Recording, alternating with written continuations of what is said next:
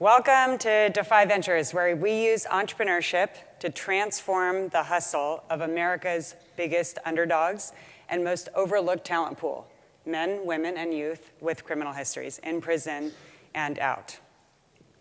Why are you here today? Why are you at this conference?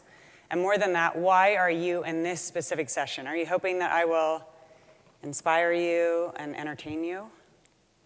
I hate to disappoint right off the jump, but I'm not here to do that. I'm here to create change. And by the end of my short talk, my goal is to enlist you in making a difference in a sector that has been neglected for so long. When I was 7 years old, my Hungarian Yugoslav inventor father announced to our family that we were moving to America because America is a land of liberty and justice for all.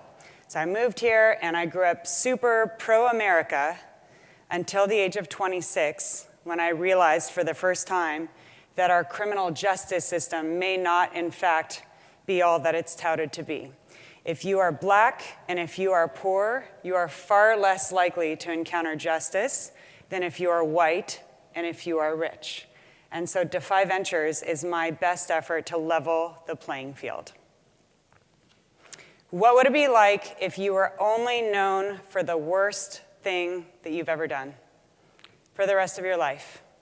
Think about that and what that would look like for you, because that's what my guys deal with forever.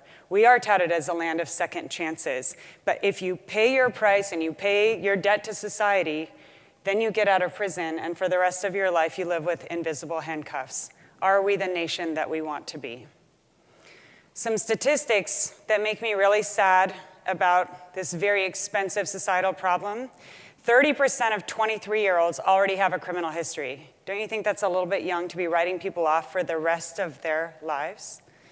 Of those who go behind bars, 76.6% of them are rearrested within 5 years. And the stat that makes me the saddest is that 70% of children with incarcerated parents end up following in their parents' footsteps behind bars. It's quite a legacy to inherit. Imagine if this was your legacy that you inherited. The day you were born, there was a pine box and a prison cell built with your name on it. What legacy did you inherit, and what are you doing with it? So I'm here to challenge you to do more with yours. When I was 25 years old, I started asking myself the question, if I died today, why would my life even matter? So I'll tell you my story of how I got into this unlikely work for me with the hopes that it will lead to action for you.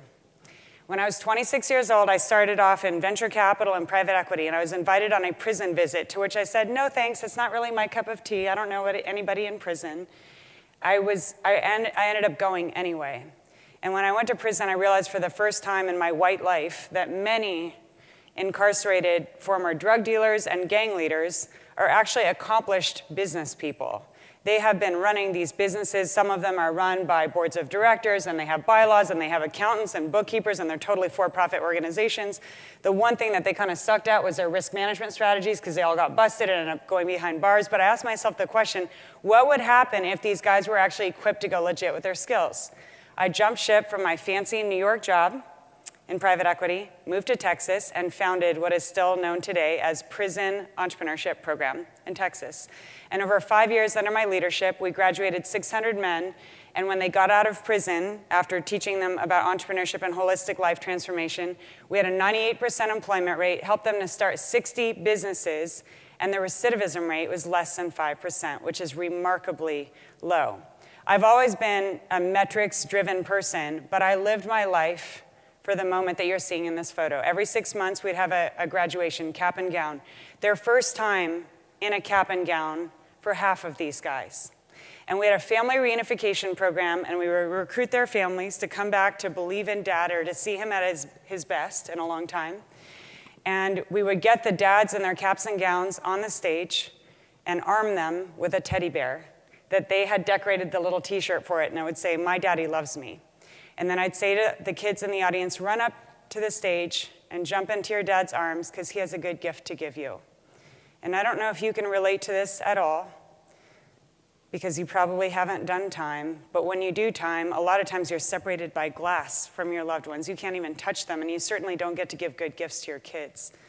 And a lot of what drives me to do this work is that I have a passion for good fatherhood. And I think it's what's so needed to restore many of our communities.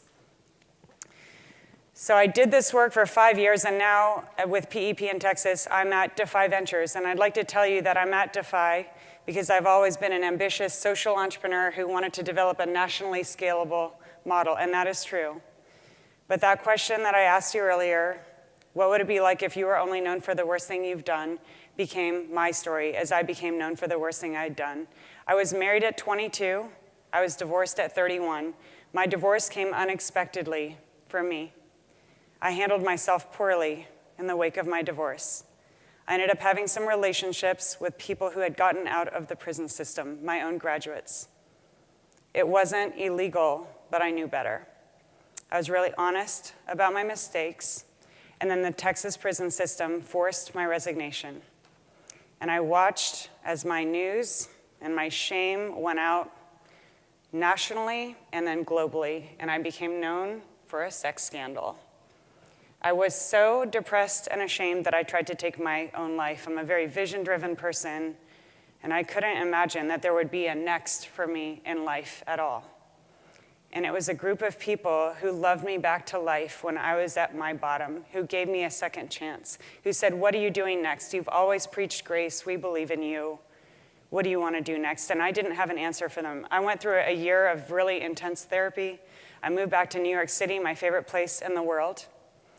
And I got an offer to go back into venture capital. The minute that I got that offer in hand, I felt like a sellout because I know why God has put me on earth. I have a very clear sense of calling and purpose, and although I royally screwed up, I know why I live my life, to fight against the injustice that I see every single day. So in 2010, with the lowest self-esteem of my life and feeling so cautious and nervous, I announced, here we go, Defy Ventures. It's my 2.0. It's my second chance to give second chances to other people. And one of my mentors said to me, go big or go home. And so I've built Defy now in the last 6 years to be a nationally scalable solution. And in the past 6 years now, we have served men, women, and youth across 22 states, small numbers so far. We've served 1,700 EITs. That's what I call the people we serve. That stands for Entrepreneurs in Training. I hate the word ex-con. I say we're all ex-somethings. So 1,700 of them and growing rapidly. Our program starts inside prison. It's called CEO of Your New Life, where we help them to make great decisions for rebuilding a new future. And it entails entrepreneurship, employment readiness, character development, and significant reentry preparation. And they compete in these Shark Tank competitions where you're invited to come and judge them as well, inside and outside of prison. And the program is rigorous and comprehensive and hard. And at the end of the 6 months, Baylor University's MBA program has vetted our curriculum and found it to be so awesome that they earn a Baylor University MBA program certificate, which is a big whoop for our guys because we average an 8th grade education with the people that we serve. And then after they get out, we help them to keep their freedom. And I'm proud to say that 96.8% of our released graduates have maintained their freedom, and that's on 525 released people. Another way to say that is we have a 3.2% recidivism rate, which I believe is the lowest in the country. And the reason that we're able to achieve that is because we have a 95% employment rate. When they get out of prison, jobs first, and then if they want to, they can start their small business on nights or weekends until it's viable enough that they can jump ship and do that full time. I am proud to report that through our incubator, after they get out in our continued training and mentoring, we've incubated and financed 150 companies, which have been so successful that these companies have created 350 new employment opportunities through really simple, legal, positive cash flow businesses. 2 quick examples. Cos Marte, the guy in the middle of the first picture there, he lost 70 pounds in prison, taught other incarcerated men how to lose weight. He gets out of prison, and with Defy's help, he now has 7,000 customers for his prison-style fitness boot camp. We've helped him to raise more than $200,000, and he's hired 12 people, nearly all of them with criminal histories. Or the other guy, Seth Sundberg, he did 5 years in prison, and in prison he came up with his recipe for what he calls criminally delicious granola bars. So his company's name is Prison Bars, all types of innovative concepts. The vision that I have for Defy is highly scalable, and I fully intend, with your help, to get this in every prison in America and every major urban center for post-release services as well. But that's not enough. My real vision and goal for Defy is to put us out of business. And that will happen when we solve mass incarceration and the problem of recidivism that plagues our country like this wild disease. But it can be done. I fully believe that it can be done. Sometimes when people learn about Defy, they say, I'm so inspired. I'm so inspired. And I say, cool. Inspired to what? A hot dose of inspiration in one ear, out the other, doesn't do anything for this country. So if you're pissed off and mad about our country, so am I. Talking about it or moving to Canada doesn't do a damn thing.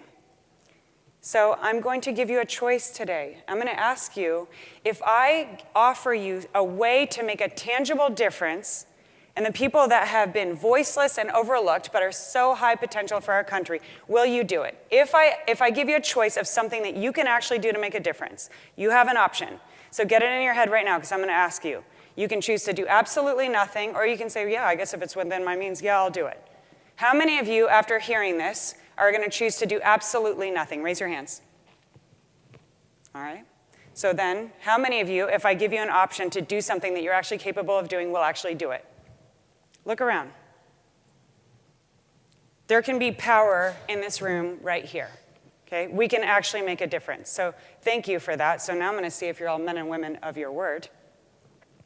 Here's what you can do. I hope you like my clip art. Come to prison. Organize a company field trip. We have 3,500 CEOs, VCs, entrepreneurs, business professionals who have come with us. We have 30 companies that are coming with us. Google has already brought 3 prison field trip buses with us. Invite me to speak at another organization or provide a scholarship. $500 transforms one life that leads to a 3.2% recidivism rate. Those are things that most of you in this room can do. And if you choose to join our ranks in making a difference with our guys, hear it from Timothy Johnson, the impact that you will have. To see and feel the love from strangers changed my whole life. I haven't shed a tear in 35 years. I'm 47 now, and I cried like a baby at Defy's Shark Tank competition. In that moment, I knew I belonged to the human family. Entrepreneurship and Shark Tanks comes down to that. People who have felt so dehumanized for so long now finally are reminded that they're human and that they are worthy of love and of a second chance, of a real second chance. So, I'm pushy. I would like you to whip out your cell phone right now. If you raise your hand and say you're going to do something, whip it out, because you need my contact information so you can make this happen. Let's go. We don't have all day. So, cell phone, there's my email address right there, kat@defyventures.org. Not .com or a 501c3. Type it in. No long emails. Please just say I'm in and then tell me what you're going to do. A scholarship, $500. Come to prison with me. Tell me where you live, what coast, because we're nationally operating in prisons now, or how you want to make your difference. And if you email me within the next 10 minutes, look at your clock right now, next 10 minutes, I will also, as your early bird bonus, I will send you a course called Develop Your Dream that I talk about the steps that I took to jump from finance into what I definitely know is my calling today. So kat@defyventures.org. In closing, I want to say thank you for having me here. I feel like, especially with the results of the election, that our work, sadly, is going to be more needed than ever in this country. I've had so many second chances and opportunities in my life. I'm remarried now. I have my second chance as a wife. I have my second chance as a leader. I have my second chance to give second chances. So on behalf of our entrepreneurs in training and their families that normally do not get a voice and do not get a vote, thank you for considering making a difference with us as we restore broken communities. I really appreciate getting to be here. Thank you.